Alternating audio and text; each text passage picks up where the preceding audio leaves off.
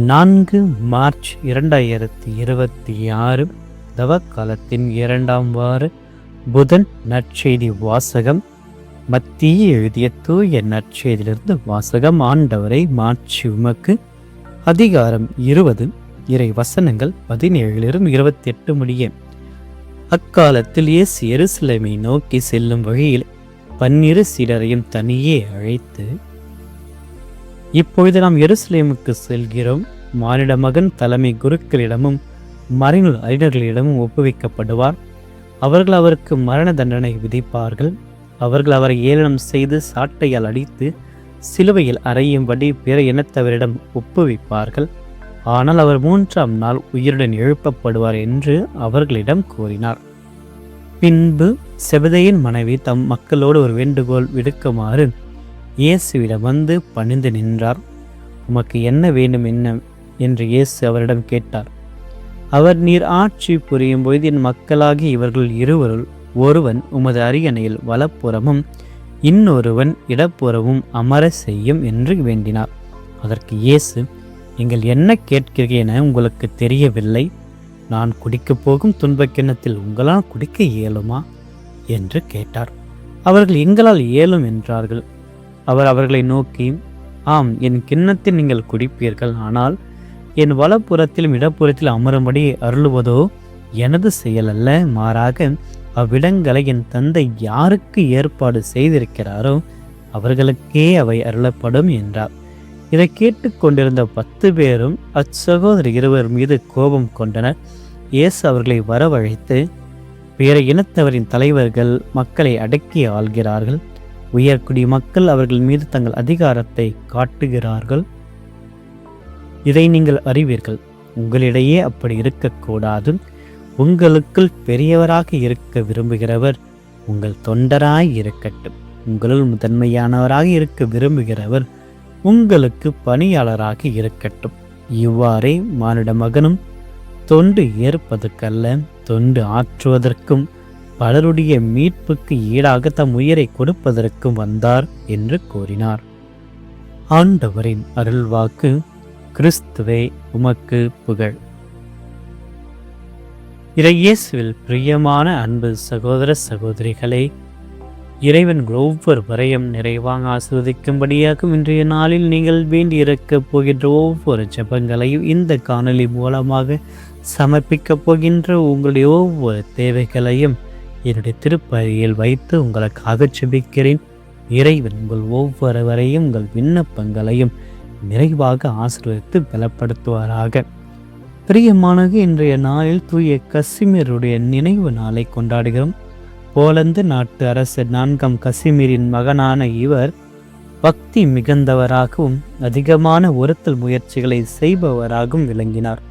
நற்கருணை ஆண்டவரிடமும் அன்னை மரியாவிடமும் மிகுந்த பக்தி கொண்டு விளங்கிய இவர் போலந்து நாட்டினை அவர் ஆட்சி செய்து வந்தார். இவருக்கும் திருத்தந்தை 6ஆம் அட்ரியனால் 1522ஆம் ஆண்டு புனிதர் பட்டம் கொடுக்கப்பட்டது. இவருடைய பரிந்துரையோடு நம்முடைய விண்ணப்பங்களை சேர்த்து இன்று நாம் ஜெபிப்போம். பிரியமானது, இன்றைய நற்செய்தி வழியாக சிலுவை பாதையினுடைய வாழ்க்கையையும் சீடத்துவ பணியையும் இறைவன் நமக்காக எடுத்து கூறுகிறார்.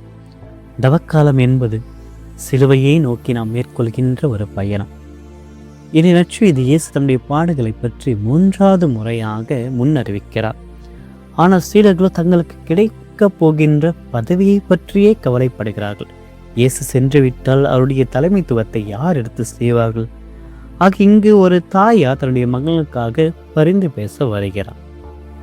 தவறான ஒரு எதிர்பார்ப்பை நாம் காண்கிறோம்.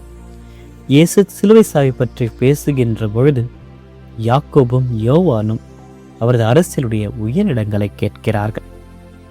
நாமும் பல நேரங்களில் தியாகத்தை விட அதிகாரத்தை தான் விரும்புகிறோம். அதிகாரம் இருந்தால் எதையும் என்னால் செய்ய முடியும், யாரையும் என்னால் அடிபணிய வைக்க முடியும். ஆக அந்த ஒரு பதவியோட எண்ணம் தான் இந்த தவறான எதிர்பார்ப்புக்கு காரணமாக இருக்கிறது.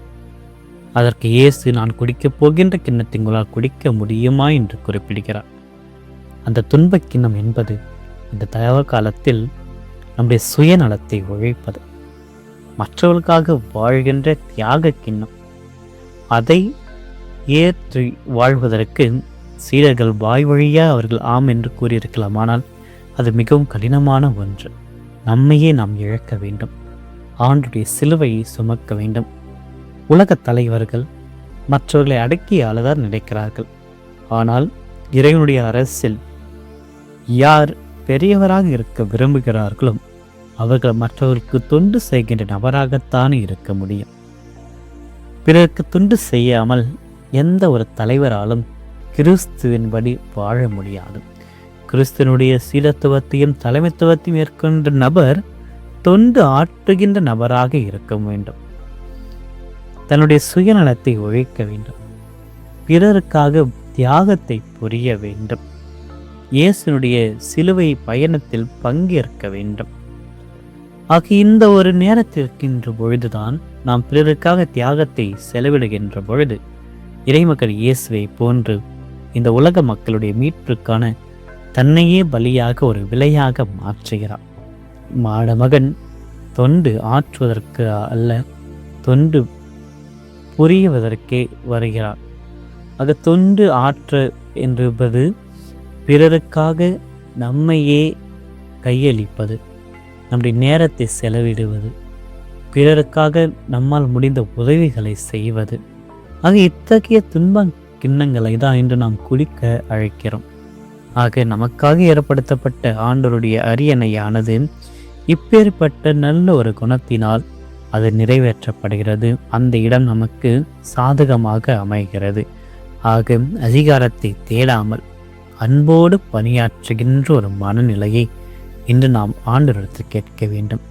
தொண்டு ஏற்பதற்கு அல்லாமல் ஆற்றுவதற்கான ஒரு மனநிலையை நாம் கொண்டிருக்க வேண்டும். பணியில்தான் பெருமை நாம் கண்டெடுக்க வேண்டும். துன்ப கிண்ணமாக பிறருக்காக தியாகம் புரிகின்ற கிண்ணத்தை நாம் ஏற்க வேண்டும். பலவிதமான தவறான எதிர்பார்ப்புகளை நாம் அழைக்க வேண்டும், நம்மை விட்டு விலக்கி வைக்க வேண்டும். இதை செய்தால்தான் நான் என்னுடைய சீடராக இருப்பேன் என்று கூறுவதை தவிர்க்க வேண்டும். இறைவன் நமக்காக இந்த உலகிற்கு வந்திருக்கிறார், நமக்காக பாவங்களை ஏற்று சிலுவையில் மறிக்க இருக்கிறார். அந்த தியாக தவக்கால பயணத்தில் இருக்கின்ற நமக்கு தவறான எதிர்பார்ப்புகளை தூக்கி போட்டுவிட்டு இறைவனுக்காகவும் பிறருக்காகவும் தொண்டை நாம் ஏற்க வேண்டும், பணிவிடை புரிய வேண்டும், உதவி செய்கின்ற கருவிகளாக நாம் மாற வேண்டும். இந்த ஒரு எதிர்பார்ப்புடன் இந்த நாளை இறைவனத்தில் ஒப்படைப்பும். இறைவன் நம் ஒவ்வொருவரையும் நிறைவாக ஆசிர்வதிப்பாராக. ஆமென். அன்பே உருவான இறைவா, இந்த புதிய நாளிற்காக உமக்கு நன்றி கூறுகிறோம். நான் பணிவிடை பெறவல்ல, பணிவிடை புரியவே வந்தேன் என்று கூறிய வாழ்வினுடைய அருமையான ஊற்றாய் இந்த நற்செய்தி வாசகத்தின் வழியாக எங்களுக்கு அளித்தீரே. இந்த புதிய நாள், இந்த ஒரு புதிய கிருபையை எங்களுக்கு அளித்தீரே.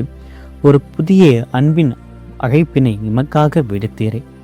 ஆண்டவரே, உம்மை போற்றுகிறோம், ஆராதிக்கிறோம், உம்மை வாழ்த்துகிறோம். இன்று நாம் மேற்கொள்கின்ற ஒவ்வொரு செயலும் தாட்சியான மனநிலையை எங்களுள் இருக்க ஆண்டவரே கிருபை புரிந்துள்ள அதிகாரத்தையும் புகழையும் தேடுகின்ற உலக போக்கிலிருந்து எங்களை விடுவித்து பிறருக்கு அன்புடனும் கனிவுடனும் சேவை செய்கின்ற ஒரு இதயத்தை எங்களுக்கு தாரும்.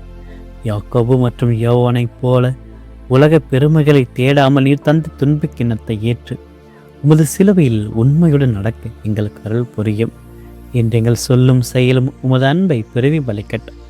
ஆண்டவரே, இந்த புதிய நாளினுடைய ஆசீர்வாதம் எங்களோடும் எங்கள் குடும்பங்களோடும் இருக்கட்டும். ஆபத்துகளிலிருந்து எங்களை காத்து உமது அமைதியில் எங்களை வழிநடத்தும்.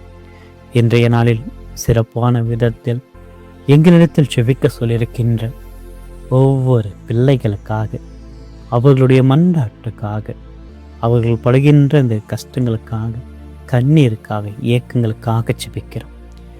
புதிய கிருபைகளினால் அவர்களை நிரப்பியறலும் புதுமைகள் பல அவருடைய வாழ்க்கையில் கண்டிரல கிருபை புரிந்தரலாம். முது வல்லமையினால், முது பாதுகாப்பினால் அவர்களை சூழ்ந்தரலாம். ஆண்டவரே, எந்தவித வாதைகளும் அவர்களை அணுகாமல் நீரே பாதுகாக்கின்ற ஒரு கூடாரமாக அவருடைய இல்லங்கள் மாறட்டும். ஆண்டவர் நீரே அவருடைய குடும்பத்தினுடைய தலைவராக இருந்து குடும்பத்தை உள்ள ஒவ்வொரு உறுப்பினருக்கு தேவையான உடல் உள்ள ஆன்ம சுகத்தை அளித்து அந்த உறுப்பினர்கள் ஒவ்வொருவரும் செல்கின்ற வழியிலும் வருகின்ற வழியிலும் செய்கின்ற பணியிலும் சந்திக்கின்ற நபரிடத்திலும் உம்முடைய ஆசீர்வாதத்தோடு இருக்க எல்லா விதமான கிருபையை புரிந்தருளும்.